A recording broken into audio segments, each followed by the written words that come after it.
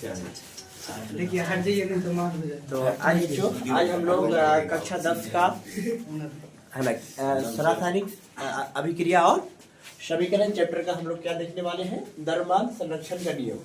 क्या पढ़ने वाले हैं आप? द्रव्यमान संरक्षण का नियम हम लोग समझेंगे। देखिए तो यहाँ पर सबसे पहले हेडिंग लिखे हैं द्रव्यमान संरक्षण का नियम। ठीक है, इसको इंग्लिश में लिख दिए हैं law of conservation of mass. क्या लिख दिए हैं? Law of conservation of mass. ठीक है, तो इससे पहले हम लोग जो है अपचयन उपचयन और परमाणु के बारे में मतलब बेसिक सब सीख लिए थे, तो समझिए। तो आज हम लोग समझते हैं मतलब रासायनिक अभिक्रिया और समीकरण चैप्टर का ही है, तो इसलिए इसको जानना जरूरी है। एनसीईआरटी के सिलेबस में ये दिया हुआ है, तो इसको पढ़ते हैं हम लोग अच्छा से। देखिए तो द्रव्यमान संरक्षण पहले समझिए। द्रव्यमान मतलब क्या होता है? देखो द्रव्यमान मतलब कोई भी पदार्थ है, जैसे मान लीजिए कि हाइड्रोजन का परमाणु संख्या कितना होता है? हाइड्रोजन का परमाणु संख्या 8।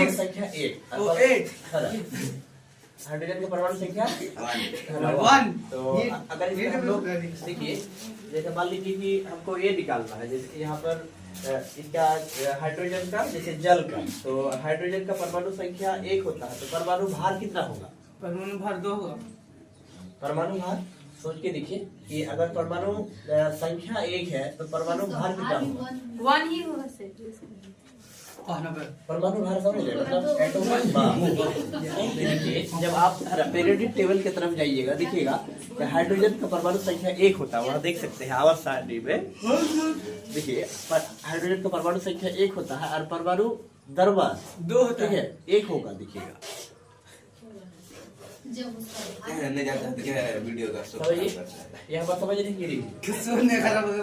गाना लगे। तो हम लोग यहाँ पर देख रहे हैं कि द्रव्यमान संरक्षण का नियम मतलब द्रव्यमान संरक्षण का नियम। देखो संरक्षण मतलब होता है कि उसको बचाना है, एक तरह से समझ सकते हैं आप कि उसका क्या नियम है, द्रव्यमान संरक्षण का नियम क्या बोलता है। ठीक है, मतलब इसका थ्योरी हम लोग समझेंगे कि आखिर क्या बोलता है, इसको हम लोग देखने वाले हैं। तो चलिए हम लोग अच्छा से समझते हैं इसको क्या कहता है। देखो तो यहाँ से एक क्वेश्चन करेगा कि द्रव्यमान संरक्षण का नियम से आप क्या समझते हैं।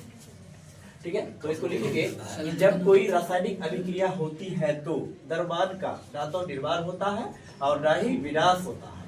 ठीक है, तो जैसे मान लीजिए कि कोई भी रासायनिक अभिक्रिया होता है, जैसे मान लीजिए कि बर्फ है, कोई भी बर्फ ले लेंगे समझिए। तो बर्फ मान लेते हैं कि ये बर्फ है, ये बर्फ जो है इसका वेट कितना है, वजन 20 ग्राम है। गर्मी में समझिएगा तब बर्फ लगा देंगे। पहले समझो इसका कितना है, 20 ग्राम है। तो बच्चों एक सोच के देखो कि ये 20 ग्राम बर्फ है, तो इसको जब हम लोग गलाएंगे बेल्ट करेंगे पिघलाएंगे, तो पिघलने के बाद जो पानी रहेगा वो पानी कितना ग्राम का बन जाएगा? 20 ग्राम का। जैसे ये बर्फ है, बर्फ को है ना पिघलाएंगे, मतलब धीरे धीरे बर्फ को रखिएगा ना आप लोग, देखिएगा पानी बनने लगेगा, है ना, होता ही है ना, क्योंकि ये रासायनिक परिवर्तन है कि भौतिक परिवर्तन है? बताओ, बर्फ का पिघलना रासायनिक परिवर्तन है कि भौतिक परिवर्तन? भौतिक परिवर्तन है ना। क्यों? क्योंकि पानी से फिर बर्फ बन सकता है और बर्फ से फिर पानी बन सकता है, इसलिए मतलब ये क्या है, रिवर्सिबल है, इरिवर्सिबल नहीं है, रिवर्सिबल है, मतलब उल्टा पुल्टा हो सकता है, समझिए। अच्छा तो जैसे मान लीजिए कि भोजन का पचना रासायनिक परिवर्तन है कि भौतिक परिवर्तन? रासायनिक परिवर्तन। सोच के देखिए, रासायनिक परिवर्तन है भोजन का पचना। क्यों? क्योंकि एक बार अगर पच गया तो फिर पचा हुआ भोजन से कैसे भोजन बनेगा, इसलिए बाथरूम में चल जाएगा। एक बार पच गया तो फिर बाथरूम में जाएगा, फिर कीड़ा उड़ा खाएगा। समझिए पेपर का जलना, सोच के देखिए कि पेपर का जलना भौतिक परिवर्तन है कि रासायनिक परिवर्तन है? पेपर का जलना भौतिक परिवर्तन, क्योंकि एक बार जलाने के बाद दोबारा फिर उसको ये कर सकते हैं। हाँ, एक बार अगर जल गया तो जो राख बन जाएगा, क्या राख से, है ना, क्या राख से फिर दोबारा पेपर बन जाएगा?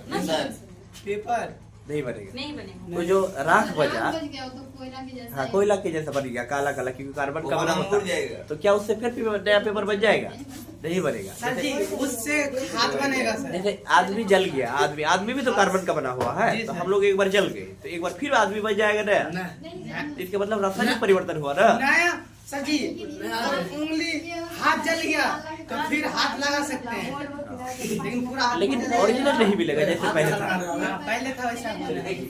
तो यहाँ पर हम लोग क्या समझ रहे थे, द्रव्यमान संरक्षण का नियम। देखो अच्छा से देखो, जैसे एक बर्फ को समझते जाओ, है ना, बर्फ को पिघलाने पर है ना, जितना ग्राम का बर्फ था, क्या पिघलने के बाद जो पानी उसका बच गया तो उतना ही ग्राम का पानी होगा। हाँ सर। इसका मतलब है ना, दरबार किसी रासायनिक अभिक्रिया में है ना, रासायनिक अभिक्रिया में क्या हुआ जी, है ना, मतलब द्रव्यमान का ना ही निर्माण हुआ और ना ही विनाश हुआ। यहाँ से आपको एडिटिव क्लियर कर समझ में आ रहा है कि नहीं आ रहा?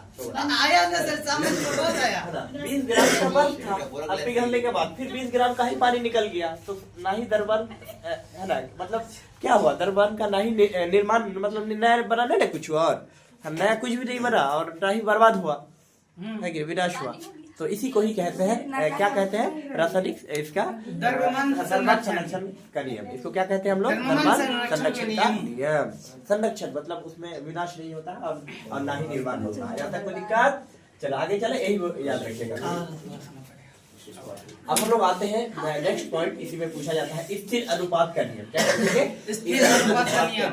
ये बहुत इंपॉर्टेंट है, इसको अच्छा से समझने की कोशिश कीजिएगा, है ना। जो लोग चैनल में पहली बार है, लाइक सब्सक्राइब जरूर कर लीजिएगा, लाइक जरूर कीजिएगा। चलिए देखिए, अब आते हैं स्थिर अनुपात का नियम किसे कहते हैं। देखिए, इसको इंग्लिश में हम लोग क्या कहते हैं, लॉ ऑफ कांस्टेंट प्रोपोर्शन। क्या कहते हैं? Law of constant proportion. Proportion मतलब अनुपात, लॉ मतलब नियम, ऑफ मतलब का, कांस्टेंट मतलब क्या होता है, स्थिर। देखो स्थिर अनुपात का नियम क्या है, समझिए इधर। देखो स्थिर अनुपात का नियम किसे कहते हैं। देखो किसी भी रासायनिक यौगिक में तत्वों की द्रव्यमान एक निश्चित अनुपात में होता है। द्रव्यमान कैसा होता है, एक निश्चित अनुपात में होता है। जैसे जल, जल में जो है ना, जैसे जल को H2 में हाइड्रोजन और ऑक्सीजन के द्रव्यमान का अनुपात हमेशा 2.16 बराबर 2 अनुपात है ना, 2 अनुपात 16 या 1 अनुपात 8 में होगा। कैसे होगा, चलिए इसको समझते हैं। जल, जैसे जल का सूत्र क्या होता है, H2। इसमें हाइड्रोजन और ऑक्सीजन है, हाइड्रोजन और ऑक्सीजन है। चल समझिए। अच्छा, हाइड्रोजन का परमाणु भार कितना होता है, 1 है ना। अच्छा, 2 हाइड्रोजन का 2 कितना होगा, डबल हाइड्रोजन है। तो यहाँ पर 1 हाइड्रोजन का परमाणु भार हो गया 1, तो 2 हाइड्रोजन का 2 होगा। अच्छा, तो यहाँ पर अनुपात लेके चलिएगा। अच्छा, 1 ऑक्सीजन का एटॉमिक नंबर कितना होता है, 8, और परमाणु भार 16 होगा, 8 गुना 16 डबल हो जाता है। ठीक है, अब इसको काटो, 2 1 कब 2 2 8 16, तो 1 अनुपात 8 कह सकते हैं। H2O का रेशियो 1 अनुपात 8।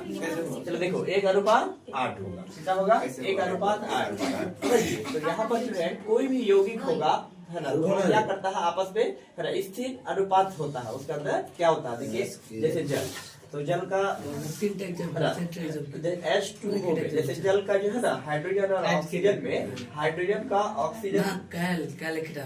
ऑक्सीजन के परमाणु का अनुपात हमेशा क्या होगा, 1 अनुपात 8 में होगा। मतलब हाइड्रोजन में 1 होगा और ऑक्सीजन में कितना होगा, 8। मतलब एक अनुपात में बटा रहता है, इतना हिस्सा रहता है, हाइड्रोजन का 1 हिस्सा रहता है और ऑक्सीजन का 8 हिस्सा रहता है। ठीक है, ये निश्चित अनुपात में बटा रहता है।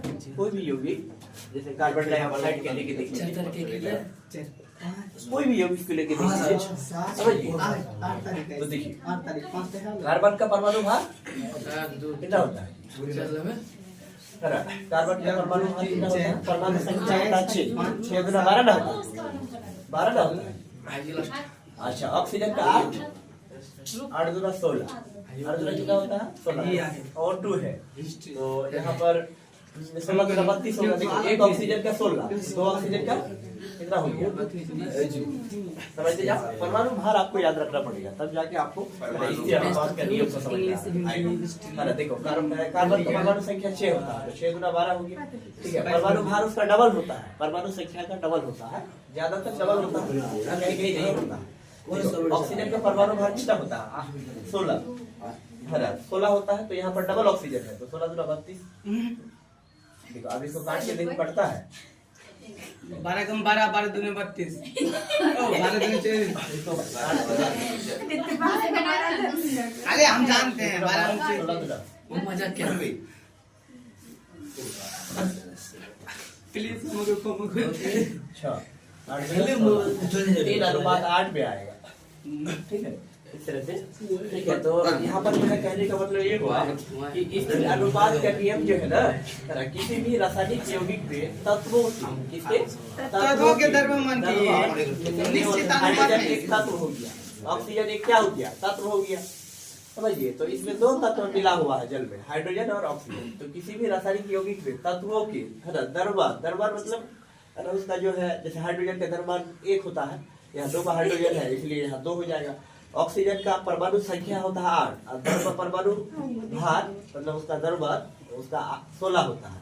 ठीक है, तो निश्चित अनुपात में होता है, क्या होता है, निश्चित अनुपात में होता है, मतलब उसका फिक्स अनुपात रहता है। जैसे जल में हाइड्रोजन और ऑक्सीजन के द्रव्यमानों का अनुपात हमेशा 1:8 में होता है। क्या होता है हमेशा, जब इसको करे अभी तो 2 से 8 हुआ, 2:16 हुआ, जब इसको काटे 2 1 2 2 8 16, तो 1:8 में टूटता है जल हमेशा। जल हमेशा किस में टूटता है, 1:8 में। 8 में, मतलब इसका हिस्सा फिक्स रहता है। तो इसी को कहते हैं स्थिर अनुपात का नियम। क्या कहते हैं, स्थिर अनुपात का नियम। ठीक है, लॉ ऑफ कांस्टेंट प्रोपोर्शन, समझिए। तो ये वाला नियम आपको याद रखना पड़ेगा क्योंकि ये परीक्षा में आता है, 9th क्लास का फाइनल एग्जाम में आएगा, इतना तो कंफर्म है। 9th क्लास में, हाँ, फाइनल एग्जाम में स्थिर अनुपात का नियम Thank you, आएगा। sir। उसके बाद अच्छा, एक रुपये को भी लेकर चल जाएंगे, बैठ जाएंगे।